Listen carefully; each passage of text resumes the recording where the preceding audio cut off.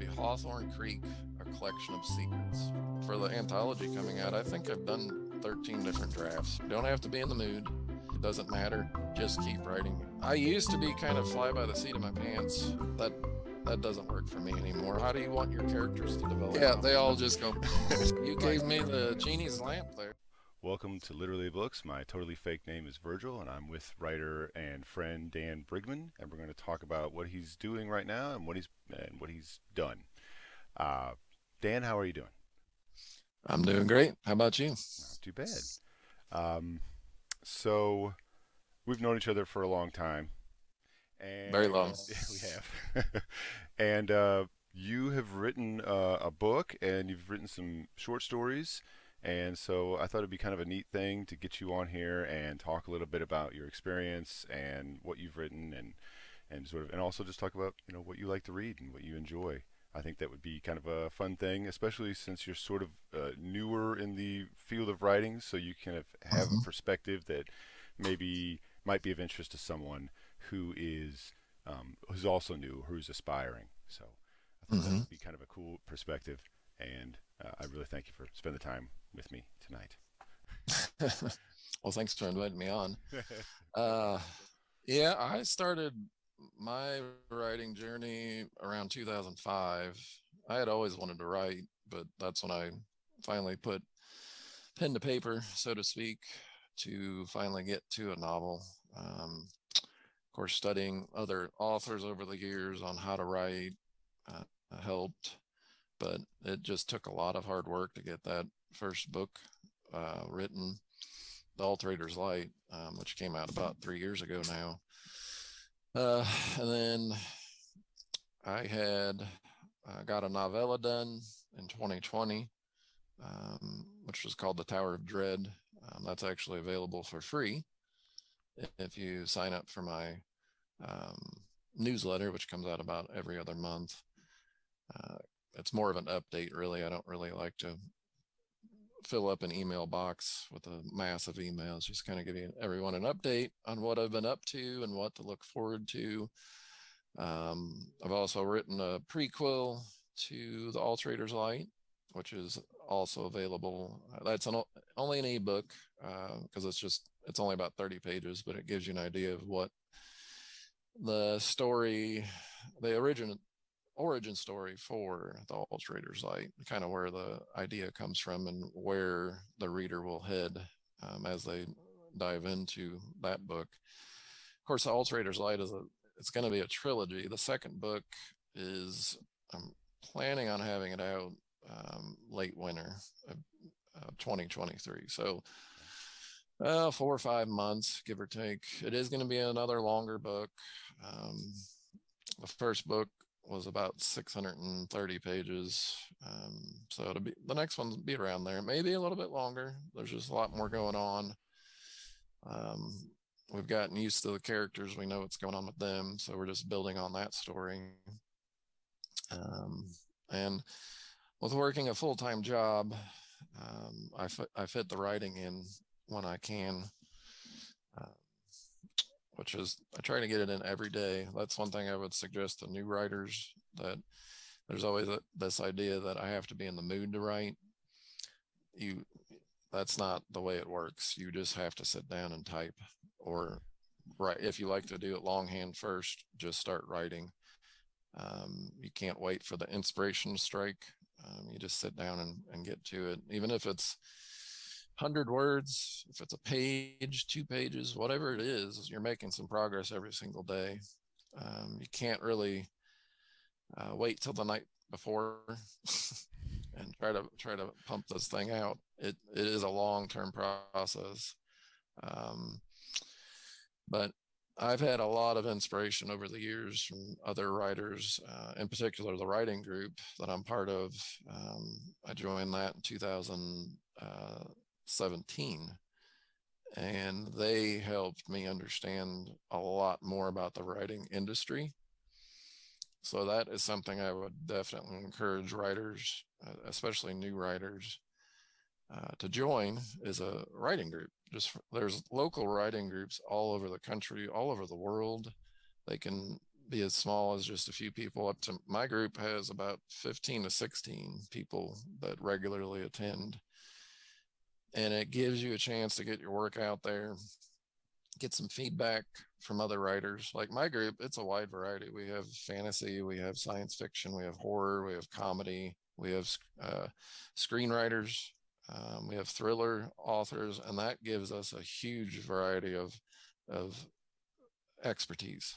And they're all looking at it from a different angle that I may not have ever even thought of. And that's what happened with this short story collection. Back in June, we all decided to start this anthology, and there's 16 stories that will be in the anthology, and we had narrowed it down to 1,500 words up to 5,000, and it really forced those that were just purely novelists to narrow their gaze, so to speak, because it is tough to get everything down in a 5,000 word story if you're used to writing 100,000, 150,000 words. But we have an excellent group. Our leaders of the group have been guiding this process. Honestly, if we were doing this any other way, I doubt it would be anywhere near this point to completion. I mean, we're going to have this thing out by the end of October this month, and without their leadership, they're really, again, there's no way it would be done by now. There's so many moving parts to it, and that's been exciting to see the progress. I've seen it. We're going to have people in this anthology that have never been published before, so, and I would say that's probably about half of them. So this is going to be their first publishing opportunity, and it's going to, I think it's really inspiring for all of us to get to that point. And the whole idea is it's a Midwestern town, specifically in Missouri, called Hawthorn Creek. And we had a background developed for the town, the characters, and we've all used one or more of the characters in our stories. It's been interesting trying to mesh them all together without creating contradictions. So you can imagine trying to have 16 authors working together to try to create a cohesive story. Yeah, really. It's been a lot of fun. And then, like I mentioned, my next project is the book 2, The Blighter's Shadow. As I get closer and closer to being done, I'm probably going to post some chapters online on my website, just to kind of help people see what's coming, kind of what their appetite for the second book. And honestly, this anthology the story has made me want to continue, because I kind of left it open at the end for the next part. I mean, it's got an obvious ending, but I wanted to leave it open so that I could write additional stories in this world with some of the same characters, because it was fun to write this story, knowing I would hopefully be able to expand on it down the road. So. Very cool. Well, I want to back up just a little bit and talk a little bit more about your novel. So you said you finished it in 2000, did you say 17 or did you say 18? I did finish it in 2017 in November. I finished the first draft. Mm-hmm. And then it took, with everything going on, because I had actually written way too much. I think I ended up with about way over 200,000 words. And that's not going to cut it. So, and it ended up being longer than I had planned on. So it took probably 6 months to break it down, to cut off that last little bit, say 50 to 60,000 words, to transition into the second book. So it took some time because I had to make a logical break with the first book and now what was coming to be the second book. So over that, I would say that next year and a half, I got to the editing phase. And then by July of 2019, I was sending it out to advanced readers, getting the input from the folks, kind of like what we're doing with the anthology, trying to get rid of as many typos and things like that. And then in October, 3 years ago, it was published. So In all, I would think that it took me about 4 years from start to finish on that project. Um, and that was, again, trying to fit it into my full-time position and some of the other things that I have going on in life. But honestly, what inspired me to get to that final point was joining that writers group in 2017, because I just saw how it was possible. Because if you're just out on your own, working on your own, you're thinking, oh, is this ever going to happen?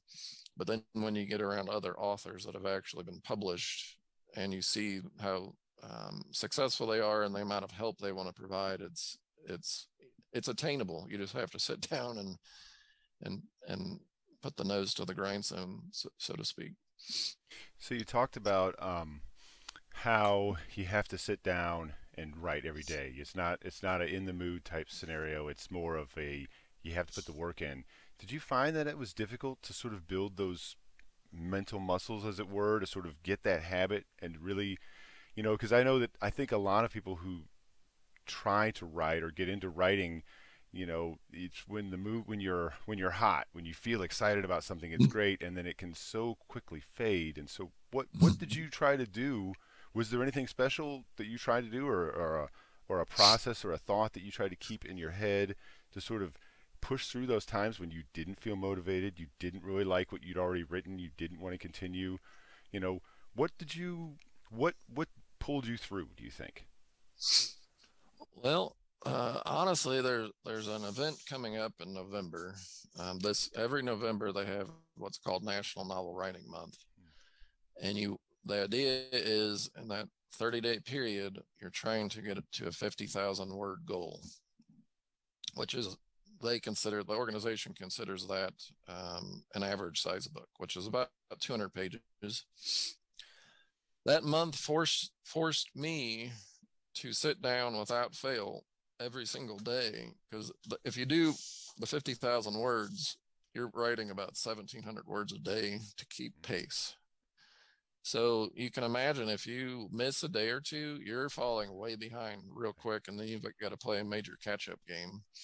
And I realized that month, because before I honestly, I wasn't as committed to doing the every day. There would be sometimes weeks that would pass before I would even open the manuscript up to write. But in November of that year is when I realized you don't have to be in the mood. If you want to get to that end point, you just have to sit down and do it. And you also, for myself, I learned my pacing. And I think that's that's a failing for some new authors that may not realize how fast they can write. And it helps you get past the idea that the first draft has to be perfect. That is a mistake that I know I made. I thought, oh, I need to be editing this as I go along. No, you want to, all the authors that I interact with regularly, we get the first draft knocked out. It may be the first draft of the chapter that you're writing, but you don't stop to try to edit what you're working on, because that like stops the train completely. If you just type out, get that chapter or a series of chapters written, and then go back and edit. Some people even write the whole first draft of their work, whatever it may be, before they even go back to edit. Some folks, they write their whole first draft and set it aside for 6 months and let it kind of simmer. I'm kind of in the middle. I do a few chapters at a time and then edit. And then I'll continue as I'm editing. I'll continue working on the next selection, if it's a chapter or a section of the book. But NaNoWriMo, that's what it's short, National Novel Writing Month, is something I would recommend any new author that isn't used to just forcing yourself every single day. And it breaks that habit of thinking you have to be in the mood to write or waiting for inspiration to strike. The inspiration is just sitting down and saying, oh, I just got 1,800 words done today. I'm making a good headway to that 200 to the 200 words or the 200 pages. And then the organization says once you get done in November, you're going to spend the next few months editing what you've worked worked on. So just write, just get the words down. Don't even worry if as you're writing, you're making mistakes. It doesn't matter. Just keep writing to get to your goal. Very cool. You kind of, you saying that and talking about that reminds me of, I don't know if it's exactly a quote, but it sort of is that Harlan Ellison said, where he said that writing isn't the writer up in this ivory tower. It's like down in the, you're down in the sewers, working. It's a blue collar job. You have to put the work in. And I think that he even did a stunt one time where he wrote a whole book or a story or something in the front window of a department store or something. Maybe you know that story. I said it just reminded me of that. Or he was a big advocate for it. It's like it's not this. It's a lot less art, so to speak, than people think, and it's a lot more, blood, sweat, and tears. It really is, because you have to get over that inner critic that wants to try to shut down the work to edit what you've already gotten done. You have to be willing to accept critiques too. I've like this story for the anthology coming out. I think I've done 13 different drafts for it. That isn't a big deal because each draft, now this is a shorter work, of course, right at about 5,000 words. So that's a lot shorter to do a draft, but you can imagine I wouldn't want to do 12 drafts of a novel. That would be miserable. But this is a much shorter work, and it isn't nearly as time consuming to do these different drafts. Oh, and another thing I was thinking of to help that I learned for myself is don't finish like at the end of your work day, so to speak. Try to end on a good note. Like maybe start the next paragraph, but don't finish it. That way you've got that working in the back of your mind. That way the next day you come right in and you've already thought about, what's the next little thing I'm going to write. I try to do that myself, and it seems to help me get back in the swing of things right away. Okay. Yeah. Very cool.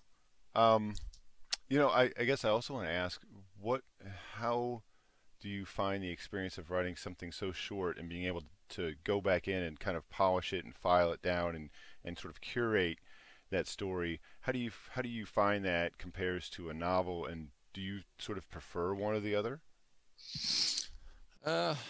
Years ago, I had preferred just writing the larger novel, but over the years since I've been working on I've written a short story. That was one of the first things that I wrote, was that prequel. And then I focused on the novel. Then I worked on that novella, which was about 80 pages. And then now the short story, I enjoy any of them. I've learned I don't really have a preference. I enjoy the challenge of writing the shorter pieces because you really have to narrow down the language that you use. There's that old saying, show don't tell. That is hard to do in a shorter story because if you have a limited word count that you're allowed, you just can't put as many words in there that you may have used in a novel. So I guess my point is I don't really have a preference on what I write, as long as I'm enjoying it and I'm enjoying it for myself, and I'm anticipating that the audience is also going to enjoy it.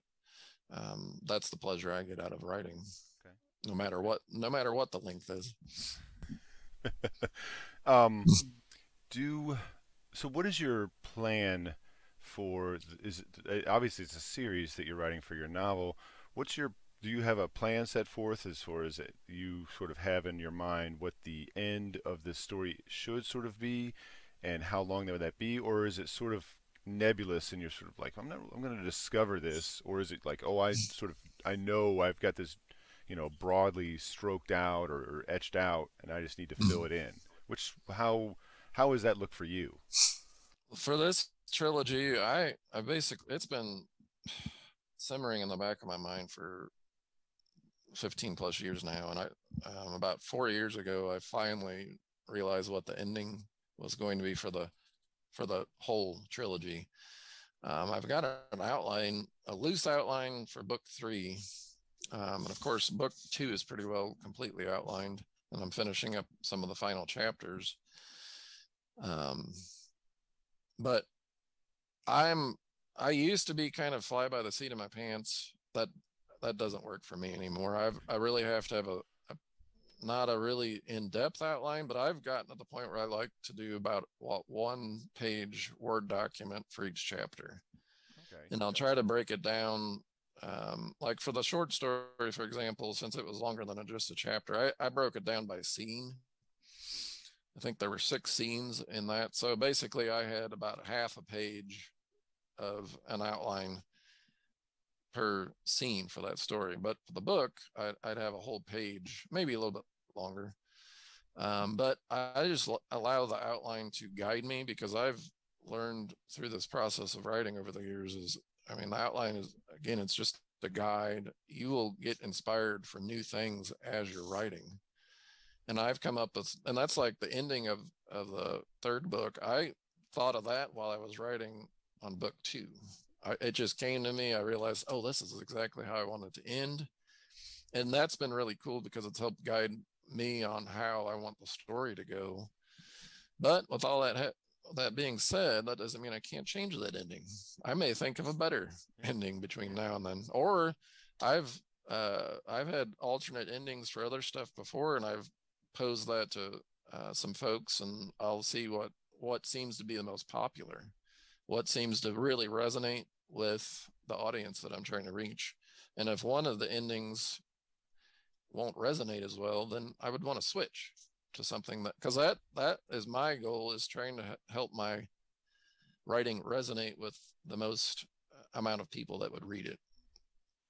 And no matter which country they're living in, or I mean, eventually I'd like my work to be translated, but that's down the road a little way. Is there a specific language translation you're kind of like, ooh, would be really cool? Like I can't wait if the day happens and I get this one.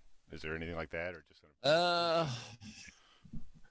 it would be kind of cool to have it translated into Polish, because that's where Poland is where The Witcher came from. So that would be kind of a cool, because that book didn't hit its popularity, and I mean, it had been written in the mid '80s. Yeah, like late and then 80s, early '90s.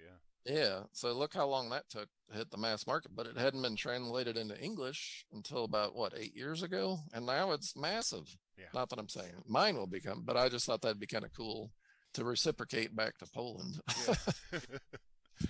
So you talked about your the audience. Do you have a certain audience in mind, or like even a certain specific reader that you like, this that I kind of write, you sort of write your book for a specific person, even if it's sort of like a fictional person, or what do you imagine, or who do you feel your audience is?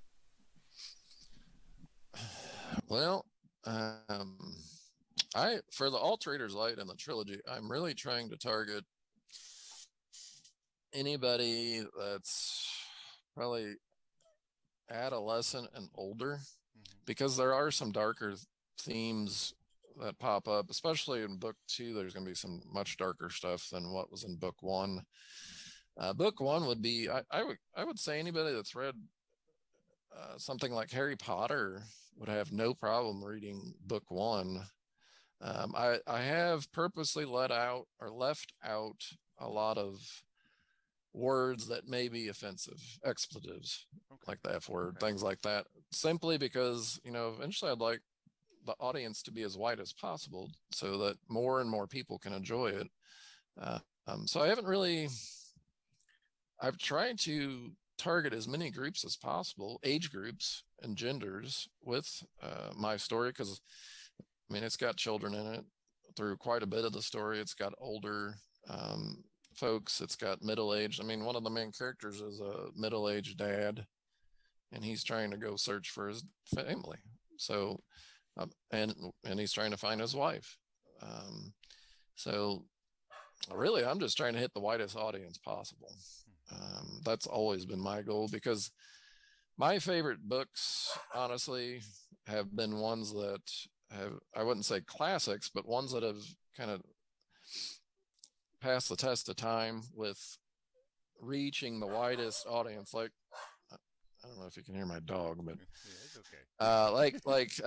You've seen how fantasy has kind of blown up over the past 20 years, and what like Tolkien's work, I mean, I remember you weren't embarrassed by having that book with you out in public, but it was like you didn't really advertise that you were reading The Hobbit. Sure. Now it's the exact opposite. Right. And I can't say that Tolkien was writing to a specific group, but look at the wide audience that watches the shows and reads the books now. And that's kind of the aim I have. I want to reach the most people, try to target the most amount of folks that to enjoy the story and to see what they get out of it. Okay. Very cool. So let's talk a little bit more about the short story collection you're part of. So you said it was so it's the writer group that you're part of. They sort of kind of like collected that, and so is there? I don't know if you said if there's a theme for the. I know there is a theme, or at least I believe there's a theme. Did you want to talk a little bit more about the series or what the theme is, Sure. and sort of what you sort of like your contribution, in broad strokes, I suppose. Mm-hmm. Uh, well, the title as of right now is it's going to be Hawthorn Creek, a collection of secrets. And each story has to have some sort of secret relevant to the community of Hawthorn Creek. So each author has kind of gone off into their own angle, but ultimately they have to have a secret within their story. Of course, I won't give away my secret because that'd be a little bit of a spoiler for the end. Sure. But each one of I think I've read all of them now because we've had a chance to either read or critique others. But the ones that we've had a chance to see, that I've had a chance to see it, they've all had some really cool secrets. There's a comedy story in there. There's a thriller. There's a story about aliens. It's going to be a really cool anthology because there's such a wide variety of folks that are writing, and it goes back to that idea of the wide number of genres that the writers have contributed. Does the group that you're part of have plans after this anthology or this collection is finished to maybe do a sequel? Is there sort of been talk about that, or? Actually, that's something we've already talked about. It we may try to do an annual anthology in the fall. Oh, very cool. Each year, and of course it'll depending on who's available. This group it's not just limited to Warrensburg. We've got folks from all over the United States that zoom in, that have lived in this area at one point or another. And if anything, Zoom has really helped us stay in touch and kind of reunite some of the folks that had moved away but didn't really have a way to interact anymore outside of, say, email. But that isn't nearly as good when you're doing because we meet twice a month, the first and third Tuesday of the month, and now Zoom has allowed us to interact with those folks that just can't obviously travel to the area. But yes, I think we're all excited enough, and despite all the work involved, it's well worth it. We're looking at possibly next fall. No promises, but that is certainly something that it all depends on the editors and the leaders of the group, because they have done a lot of work putting this together. Stan Smith and Goldie Edwards, they've really, wow, I can't even express to you how much work they've put into this project. Kind of a thankless job, isn't it? To whack over someone else's work and to sort of make it fit. And they're going to contribute stories too, so it's going to be really awesome. Double duty. Yep. Oh yeah. So I know that you have done a lot of the work on your own to get your book published. So maybe you could talk a little bit about what it's like to be in a private publisher, an independent publisher, and your experiences and what you discovered. It'd be kind of interesting to hear about that. Yeah, it's for many, many years, like most folks getting into the writing world, they think they're going to get traditionally published, and that's through like the 5 major publishing groups. That no longer is a requirement. When you go through a traditional publisher, you're giving up a lot of control over things such as the cover, The title of the book may not even be up to you in the long run. Editing, of course, is usually given up to the publisher because I'll hire an editor for you. And there is no guarantee of getting published in the traditional publishing world. And then another factor is you might wait years before the approval of the book. You're written a check and all that stuff. You might have to wait years before it's on the shelves. That stuff is no longer a requirement for those that want to write. And I've met numerous independently published authors that are doing quite well. You get, and I'm all for it. I'm not saying I'm against traditionally published. If it happens for me one day, that sounds great as another option. Because again, that goes back to my idea of trying to reach the widest audience possible. The publishing companies, they have a lot of money for the marketing piece. That is one of their biggest helpful components as far as I'm concerned. But for me, I mean, I have total control over the product. I have control over, what's the cover going to be? The title, obviously the text, the formatting is up to me. I mean, you can do almost everything yourself. If you're good enough to do the artwork for your cover, you can even develop the artwork for your cover and put it into the program yourself. For me, I hired a cover artist for the novella and the Alterator's Light, and that same person's going to be doing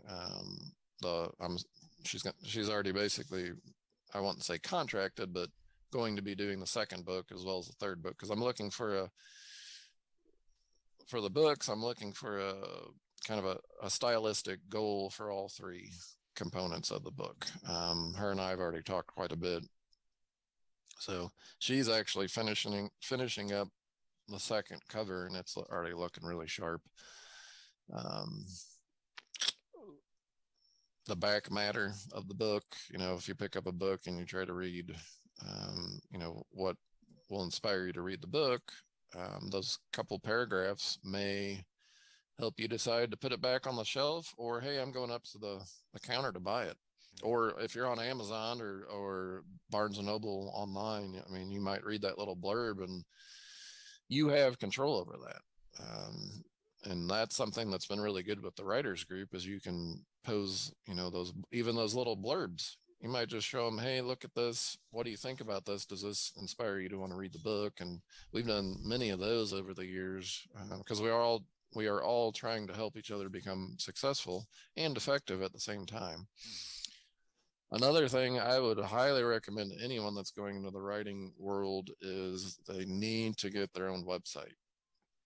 And it is, if you're at all familiar with the internet, you can create your own website without a problem. It takes a little bit of time up front, but you cannot depend on those social media formats. Facebook and Twitter and all of those, they will change or potentially go away over time. We can't just assume that Facebook will be around forever. Not too long ago, they were talking about charging people for Facebook. Well, they probably would have lost a lot of people. Whereas a website, it's going to be there no matter what. It doesn't matter what happens to social media. And a nice thing about the website, you have total control over that as well. I constantly update mine to offer resources, to offer updates, you name it. And I try to mold it to something that I would want to see if I was visiting an author's website. One thing I added to mine, my website's just simply danbrigman.com. I added a section called writing resources. And it's the following list that you'll see. It's helped me over the years to become a better author. And I try to help folks, no matter if they've been doing it for a while or they're brand new. They get some hints and tips, stuff that will help eliminate some of that hard work that isn't really necessary, because there's a lot of good advice out there for folks if they just know where to look. And it's kind of interesting, over the past few years since I've developed that part of my page, I've gotten emails from folks that have said how much they appreciated that writing resource page, because it, like, I've had English teachers send me an email and say how much uh, their students enjoyed it, and they've actually a couple students have actually offered me suggestions to add to the list, and I said sure. Cool. Great. So I'll just quickly review the site, and if I think it's worth other people reviewing, I'll add it on there. And I think it's just an evolving list, and that's just one component. But anyway, a website is really necessary. It really isn't much, but again, you have to do a little bit of the labor yourself on that. That's where the traditionally published folks primarily, they spend most of their time on the writing piece. They're not having to do all those side things like developing their website, doing the marketing. The independent publisher, they really have to be prepared to do a lot more of the legwork beyond just the writing part. So that's been a learning curve over the past few years. I enjoy that because, again, the control is in my court. I'm not having to wait potentially years to see something out on the bookshelves. So that's been exciting. Like this anthology, it's going to be independently published. If we were to go through a traditional publisher, we probably wouldn't see it on the shelf for a year and a half, 2 years. We're going to have it done this month.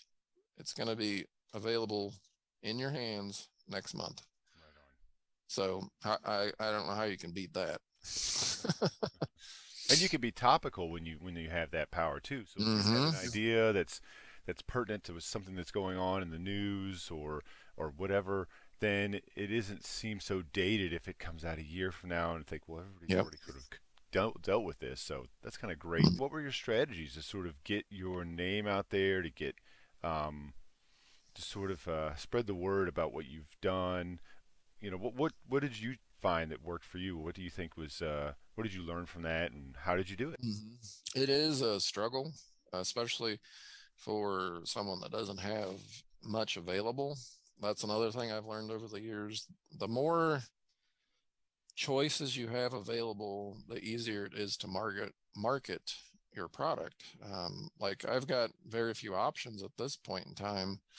So once you've read, say, the novella, the prequel, and the book, you're kind of stuck waiting on me to get the next thing done. Whereas someone like another author in the group, Stan Smith, he's got a wide variety of books, and I know he's very successful in his endeavor because he's got so many selections to choose from. So that, my point is, the marketing is kind of tied to the volume of product that you have available for the reader. Reaching out to local bookstores to do signings. I mean, I've traveled out to St. Louis to do book signings. We're going to be doing one for this anthology in Sedalia in November. There's a gentleman in the William Schlichter. He does horror novels. He's got a really awesome series about a dwarf right after World War I. That's a pretty cool series. But he's traveled all over the United States to help market his. So you can invest as much time in your work as you want to try to spread the word. And of course, you can. There's websites that you want to be part of, like you want to be an Amazon author, which is easy to set up. You want to get on Goodreads as an author. There's another website called BookBub, which is really good. So there's a wide variety of you can't just attack it from one angle. You've really got to reach out and try to, again, reaching the widest audience possible. So sort of a hypothetical, if you had unlimited time and knew that you could succeed, what would you write? Unlimited time. And success is guaranteed. Success is wow. So yeah, so you get that. I Wow. get the caveat, right? You So you you you could write gave me the there, genie's lamp there, right? buddy. So what do you think you would? What do you think in that scenario? What would be something like, oh, you know what I'd really like to do, or what would be really cool? From a writing perspective, I think I have really enjoyed meshing together science fiction and fantasy. And that's really where my anthology is going, or not my anthology, the trilogy. I've really wanted to expand on that. I don't see, there over for thousands of years, we've had this fantasy off on its own, like Beowulf and things like that. Now we've got science fiction is very popular, but you don't see a lot of the meshing of it together because there's this stark divide between fantasy and science fiction. So I've tried. My goal with this trilogy, honestly, is trying to get it to where the reader sees the amalgamation between science fiction and fantasy. So if I had unlimited time and could write what I want, I would expand on that and flesh it out even more to create kind of a subgenre of fantasy, which would be a mix of the fantasy and science fiction. Yeah, it's a type of fiction that's been around. It's but it's all sort of gone away. There was some Mm-hmm. early writers that did some stuff like that, but really since I want to say like the 70s, that's just sort of it's like somebody said, nope, they can't be together anymore. Those two things have to be separated. And it's Oh, that kind yeah. of fiction for me too is also something I really enjoy. I really enjoy that science fantasy or one with a little bit of the other is always a Mm-hmm. really welcome sort of uh, trope or Mm-hmm. experience. And I think there's a Yeah. lot that you can do with that. So right on. Mm-hmm. That sounds great. And it could be novels or short stories. I mean, I'm open to Yeah. whatever. So, for your reading, what writers do you think had the most influence on your choices as far as what you write? Well, obviously, fantasy side of things would be, I mean, Tolkien, Robert Jordan, George R. R. Martin, um, Terry Goodkind, Terry Brooks. I mean, the big ones that you can think of. From a mythological standpoint, Joseph Campbell has been really influential. The hero's journey, and I mention all those authors because they're obviously very successful for a reason. So you try to examine. That's what I like to do. Is I'm not just reading for pleasure a lot of the times, as I'm reading to see what's working well in these books that are reading mass audiences. What is this particular author doing well enough to reach so many different people? And I'll look at the good and the bad and see, what can I implement in my own writing to make it better and resonate with as many people as possible. Um, I mean, of course, I studied history for a long time, so people like David Hume, any of the major historians in the last few thousand years, I've tried to examine at some point or another. Um, Trying to think of some of the Doris Kearns Goodwin. She's a really excellent historian. I like to read biographies about leaders in our past because that helps me write more realistically about leaders in my own stories. Okay. So, and then science fiction, I mean, any number of the major ones. Now, that, of course, I'm drawing a blank. That's how it always is. Ken Stanley Robinson, I like his, like Red Mars. Yeah. That was really awesome to read that. Um, and of course, philosophy. Um, I I'm actually studying quite heavily philosophy called Stoicism. What's the idea behind the path to a tranquil life. So I've been trying to, think about that more and how that might affect my writing and how it might affect the world. Because the story of the Alterator's Light, that trilogy, that's set in the far future. So, how would things that are going on now affect people far into the future? So I try to think about those as well. Trying to think. Of course, Stephen King. I really love his short stories more than his novels. Although his novels are good. I'm reading a newest one by him, Fairy Tale. Oh, right. Yeah, it That's been really good so far, and I thought it was kind of pertinent to what we were doing, or what the kind of story I've been writing with the book and the anthology. And one of the biggest inspirations for my anthology story is H.P. Lovecraft and the horror, the cosmic horror, because there's an element of that in my story. And of course, his major influence, like sadly, he wasn't even really recognized by the world until way after he was long gone, and that tends to happen to a lot of folks, unfortunately. True, it does. But yeah, those are just a few off the top of my head. I try to read as widely as possible. Not just focusing on novels, but nonfiction. I try to read every single day without fail. That's another thing, as something I can recommend to authors. You've got to read widely to see what's being read by the widest audience. If you're just focused, if you're a fantasy author and you're only reading fantasy, you're kind of doing yourself a disservice to see what's available out there. Like, you might challenge yourself to read one of those biographies, like about Teddy Roosevelt, or any number of folks that'll help broaden your ideas on how do you want your characters to develop in the book. If you're only reading a certain type of book, you're not going to get that wide range. Yeah, and I think even as a reader, it's important to sort of get outside of your comfort zone or your chosen genre, because you can really find, if you narrow it too much, it all gets to kind of have a sameness, and you sort of need that break away from what you're comfortable with to something unusual, and you can become a wonderful experience. And then when you come back to that genre that you love, you get you can appreciate it more because you've been away from it a bit and you have a little perspective. So very cool.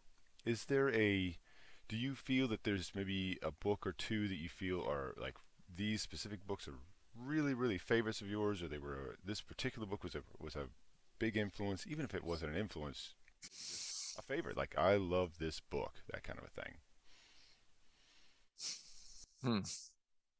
It's hard to narrow that down. It's a difficult question. Nothing's going to happen to the other books if you don't pick them. Yeah, they all just go. That's just going to happen, so you don't need to worry about that. One of my favorite books is a nonfiction. It's called Guns, Germs, and Steel, by Jared Diamond.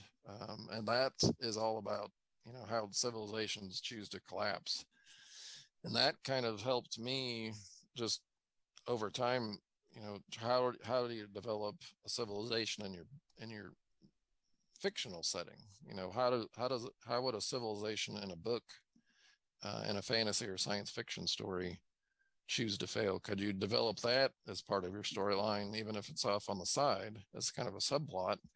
But that helps it make your story more realistic, because if your civilization's this promised land and everybody's perfect and nothing's going wrong, well, that's just boring. Yeah.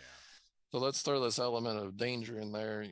The civilization was the apex, and all of a sudden it's starting to slide down. Well, you can throw elements in there from our own real world. I'd say from a fantasy perspective, probably The Eye of the World by Robert Jordan. I really like the pacing in that novel, and I could tell after reading it several times, because that's one of the ones I've studied over the years to try to become a better author. He was still figuring out his own world in that book. Because if you read later on, it isn't that he contradicts himself later on, but you can tell he's fleshed things out a lot more, say by like book 5 or 6, that he hasn't. So that's something I've kind of used up front, because I don't want the magic system in the Alterator's Light to be as wildly different, say on the end of book 3, like all this new stuff's popping up. I would rather be consistent throughout the story. So it isn't that he made a mistake necessarily, but he was figuring it out, and his story ended up being so long. That's one reason why I narrowed mine down to 3. And I've seen it. I mean, you and I have seen how many of these series that have expanded out to how many books. Yeah, It's right. and I specifically narrowed mine down to 3 because I wanted the reader to know that there was going to be an end point, and it wouldn't be where you'd get to like book 4 or 5 and you're like, oh well, when are we going to have the ending to this? Right. I mean, am I going to have to reread every single book between now and then each time a new book comes out just to get refreshed? Now, book 3, boom, we've reached the ending of that story. Let's move on to something new. So, I mean, there's so many fantasy and science fiction series that are just almost too long, if you want to think of it that way. So that's one thing I've learned from just reading those various series over the years. I will say, if you go on my webpage, I've got a link on what I'm reading. And I put each book that I read now, I will put a review on my webpage. And sometimes I might have a new favorite book that just kind of blew my hair back. But I put the review on there. I put it on all the normal websites that you'd go to, like Amazon, BookBub, and but that is, I will mention that if you want to do your author a favor, is write a review of their book as many places as possible, because that helps get the word out about the story. Because with the nature of algorithms on those websites, if they don't have as many reviews, they don't get as much coverage, so to speak. Like if you pull up Amazon and the book has low amount of reviews, well, it's not going to get as much coverage as someone that, say, has 200 reviews. So that was kind of an interesting development I hadn't realized. So I've been hoping more and more people would review not only mine, but anybody that they read. And you don't even have to write much. You could write, I really enjoyed this novel. There's your review. That helps, yeah. It really does. You'd be surprised. A few minutes and makes a difference. Have you read anything recently within maybe the past year or just this year that you really, really liked? Like what have you read recently that you've enjoyed the most? I recently read, I'm trying to pull it up here, What We Owe the Future. It's a book about, it's a nonfiction book about long-termism, thinking about humanity over millennia from now. How are we going to benefit our own future? I read, of course, Where the Crawdads Sing has been extremely popular. I had a recommendation from one of the writers group, and that was an excellent book. The descriptions in there were vivid. Nature, it really helped you. It helped me realize, things I can do to improve in my own books, because that's one thing I like to write about, is the influence nature has upon us. And so she did an excellent job of, the showing and not telling. And I've been going back through The Wheel of Time through audiobook. If you've never listened to an audiobook, which I know you have, I recommend folks to listen to audiobooks. They really, that's something you can do while you're driving. And it really helps pass the time, so to speak, as well as get a good story in as you're riding along, and you get to the point where you pull up in your driveway and you don't want to get out of the car because you're in such a good scene. That's true. Guilty. I love dystopian fiction. Station 11 by Emily St. John Mandel. It was really good. I think they had a series come out on Apple. I haven't had a chance to watch it, but I just love dystopian fiction. And not just, I don't get influences from just fiction or nonfiction. I like, there's a story of Last of Us. It's a video game that came out about 2013, and it's a dystopian story set in the future. A virus has taken over humanity, killed off millions of people, and then it's set 20 years after that devastation, and you just see what the main characters have to endure. And they're coming out with a TV series next year, HBO. Again, from a nonfiction perspective, Yuval Noah Harari is an excellent author. He's written a book called Sapiens and several others about just, how can we benefit humanity?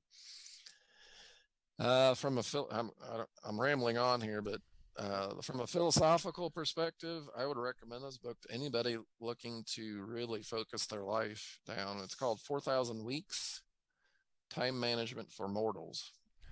And that's by Oliver Brigman. Okay. And at 4,000 weeks is what most average human beings have. And when he breaks it down like that, it helps you realize, you don't have a lot of time. So you shouldn't be, that's like going back to the writing. You shouldn't wait for that mood to strike. You got to get this stuff down. You can't just think, oh, I'll come back to it next month. No, you just need to keep plugging away. Let's see what else. Those are the main ones that come to mind that I've read in the last year or so.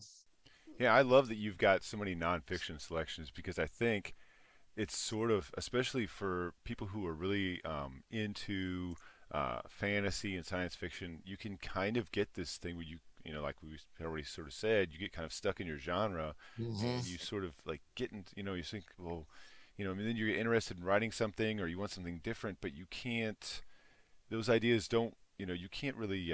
They don't self-perpetuate. You can't read other science fiction to get science fiction ideas. Most of those science fiction or fantasy writers, their creative wellspring was history or something in nonfiction. I think George R.R. Martin I think he was inspired by the War of the Roses, Game of Thrones. So obviously Tolkien's stuff comes from like Norse sagas and that sort of thing. So there's a lot of most of that great stuff is comes from that nonfiction. So it's great to hear that you read so much nonfiction as a fantasy writer and say this is really where this is where it's at. And I also love that you bring up video games, because I really feel that especially it's been shunned for so long as being sort of a dismissible media, and I really think that it is a great narrative media that is sort of not given the respect that it deserves a lot of times, and the stories that you can tell there. And I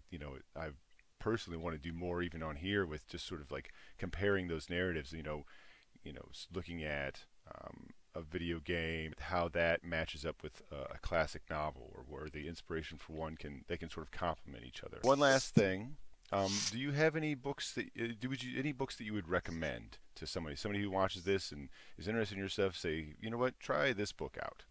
Anything like that you might think of? I came across an author. She's not relatively new, but she's been writing for a while. V.E. Schwab, The Invisible Life of Addie LaRue. It came out about a year and a half ago, almost 2 years ago now, and it was awesome. She is an excellent author.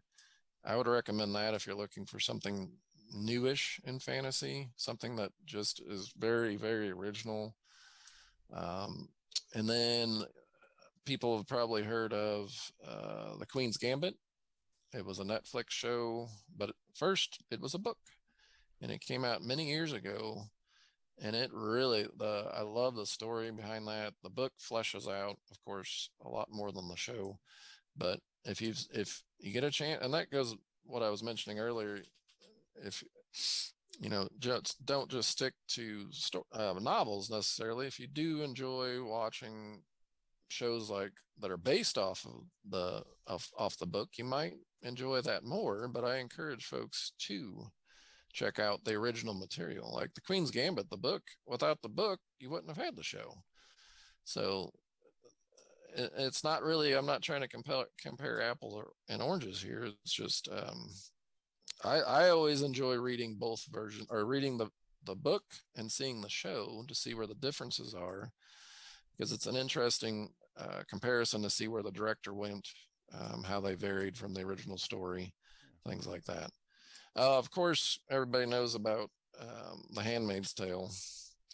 That'd be the third one I would recommend if they're looking for a really cool short, because that's relatively short, a dystopian fiction. You know, Margaret Atwood, she tried to show things that have happened in our past that could still happen, and those things can kind of help folks wake up that may not realize what's happened in our own history, and they're getting that through a fictional story, but it may help them realize, whoa, we can't just remain complacent in our real world thinking that everything's going well. So definitely.